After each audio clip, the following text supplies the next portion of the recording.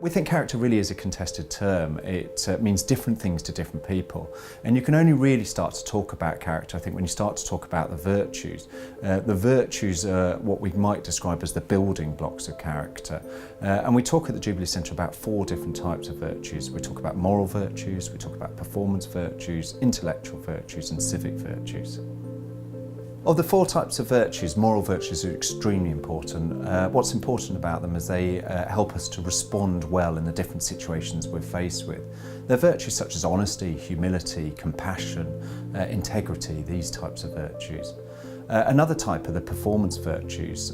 What's important about the performance virtues is they allow us to respond either well or not so well, so they can be used for good and bad ends.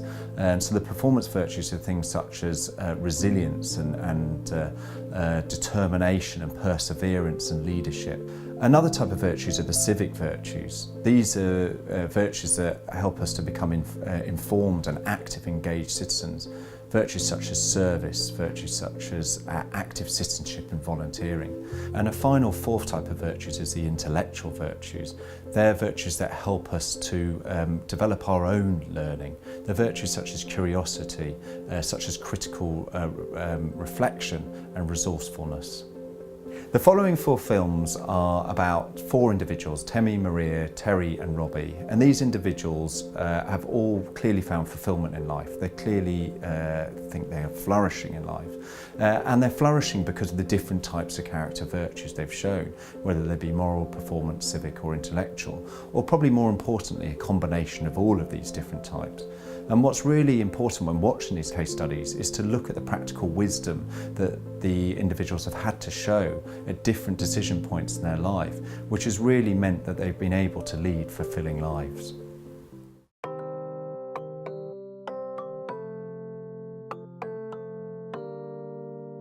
I grew up in Graham Park, which is an estate in North London. A lot of domestic abuse, so for years. And I think in hindsight, looking back, growing up in that environment does more to you than you would think.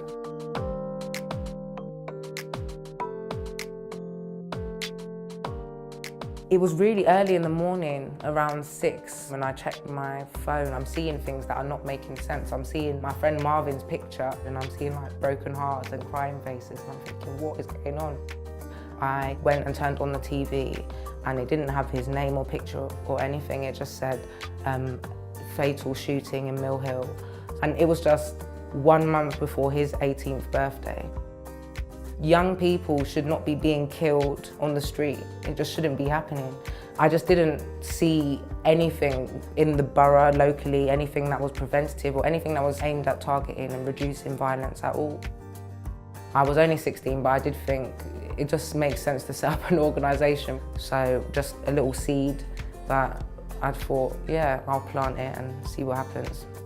We're formally Get Out of the Gang, but we've now rebranded as the Forefront Project, and we're currently providing 4 key services.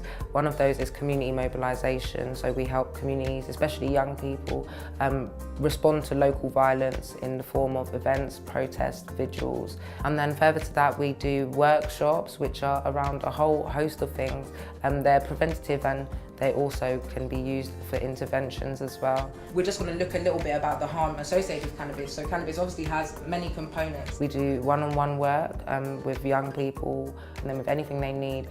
Housing, education, employment, family relationships, legal, and then we do a lot of work in schools. We do some work in prisons.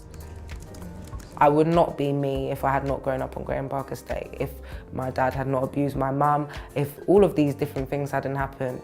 And in relation to resilience, it's having nothing and wanting to have something. So you have to keep going. I was always praised, and I think that helped me develop my character, because even though society might have been telling me you can't do it, there are a lot of people who were present in my life telling me, yes, you can do it.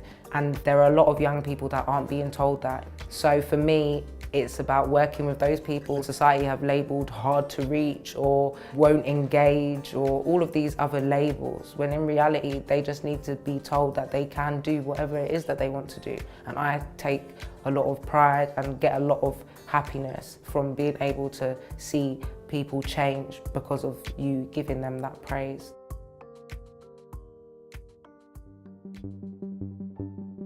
I lead a group of research that is using biomarkers to try and change the therapy of kidney transplant recipients.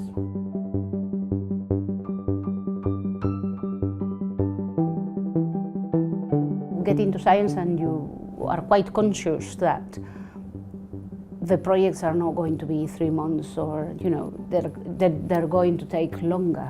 What drives the interest in research is the wealth, the breadth of influence that it may have. So I spend quite a lot of my life studying and then PhD, and so having a certain amount of success in what I do and becoming a very good researcher and making a difference in the life of transplant recipients is important. You have to learn deeper about things, so it's more challenging for you. Also, you have to think differently for what is being done. You're going to change things that are done because they work, and you're going to say why we could do it in a different way. So it challenges you and it challenges the people around you. So you need a certain amount of empathy. If they have confidence in your ability to evaluate, in your ability to be fair, in your behavior, following ethics, and the reason is a good reason to follow a certain path, then they will follow you, and then you have your group behind you. I think I come from a long line of strong women characters. So my mother was the only girl that went to university in her university. So there is a certain amount of genetic influence in wanting to better yourself, to explore the knowledge. But I think it is very important to make people take their own decisions and carry the weight of the errors that they make. My upbringing gives that. Having a strong character, I think it helps you definitely to be able to be consistent in your job. So you need a certain amount of intelligence, but definitely what you need is you need persistence, you need to be very consistent at your job, you need to keep trying, and you need to get up in the morning and keep going at it.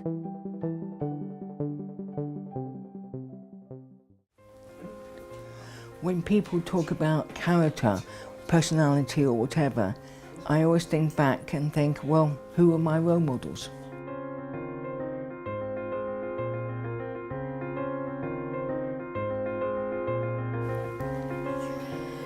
I'm probably quite unique in that I was born to deaf parents. So right from the moment I was born, growing up in my house, I had full access to sign language. My problem started, if you like, was when I went into a hearing school, indeed in particular a partial hearing unit, where I struggled. I was having to sit at the front, there were no interpreters, no deaf awareness. It was an example of a lack of access. I worked 3 times harder than any other producer or director in the BBC. I had to, because I had to prove a point. I had to prove every day why I got this job. I wasn't in there because I was deaf. I was in there because I was a producer, but I happened to be deaf. I had the skills. I wasn't going to allow that tokenistic card to be played. I had a team of 5 full-time interpreters, so I could go to meetings, I was visible. And that's when within the BBC, the deaf community became more visible, and they started to realise the value of us. And I created a lot of awareness in the BBC. We had 9 deaf staff, 20 hearing staff. Within the BBC, the thing I'm most proud of, I think, was probably the development of deaf talent on a more permanent basis. A lot of deaf people are just not recognised for the amount of work that they do for their communities in their areas. Things are a little bit better now, so the award for me of the OBE wasn't really for me, it was for the deaf community. It was an awareness and recognition of the presence of the deaf community. I have no qualifications. My children are better qualified than me, but I had motivation, desire, and nothing was impossible. Difficult maybe, but not impossible. And I always used to say, yes, I can.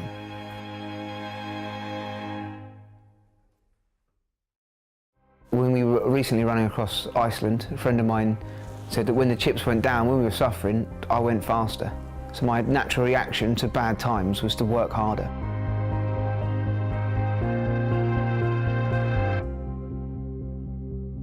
I grew up in South East London. I come from an area that was a little bit rougher than some. I was quite sporty when I was younger. I wasn't very good at any of these sports. I was average. I started ultramarathon running when a friend of mine at university entered a marathon. So I entered as well, finished before him. Thought I'd do another one 2 weeks later to raise some money for Diabetes UK. And from then on, I just kept trying to find longer races. I did London to Brighton because it started in my house and ended at the beach. Finished feeling all right and just kept looking for longer challenges. Eventually got to 100-mile races, started winning a few, found a bit of a niche for myself that I could succeed at, and carried on from there. I've often wondered what makes me different. It's strange enough to be able to win ultramarathons. A lot of hard work goes into what I do. You've got to be determined, and that's not just in training, that's in the race. Because in ultramarathons, you're always going to suffer. To be able to deal with problems that arise throughout the run, I think that makes me quite successful. The reason a lot of fast runners get into ultramarathons and don't succeed is because they fail, and that stops them. Whereas I've failed plenty of times, and I've learned from every single one of them. And the ability to fail and learn from it and keep going is meant that I've been able to succeed. If it gets really tough, mentally I like to break things down. If the next step feels painful, I'll just deal with them one at a time. When it's tough, I just remember it's something I love doing. I've chosen to get to that start line, I've worked hard to get there, and I love doing it. If you know that the situation you're in is one of your own choosing, you've got to deal with it. The ability to roll the punches, to be able to have problems, because they will arise. Running 100 miles, you're going to have problems. And if you can deal with them on the roll, keep moving forward, that's a characteristic that, like, not only in running, but in life, is probably quite useful. A lot of people, they say, oh, you're lucky to have such a good life. I've very much chosen to not earn very much money, go live in the mountains and chase a dream. I work hard for what I do. And I think anyone can do it, because if you're aiming to be happy, that's your main goal, then you'll get there. Clearly, the 4 case studies we've seen have shown individuals who are really flourishing or found fulfilling lives. And what's important is that they've also taken very different career paths.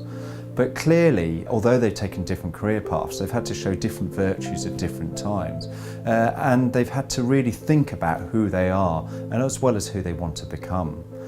And what's clear within those decisions is that they've shown practical wisdom to think about how not only they flourish as individuals, but also how they flourish as individuals as part of a more broader society.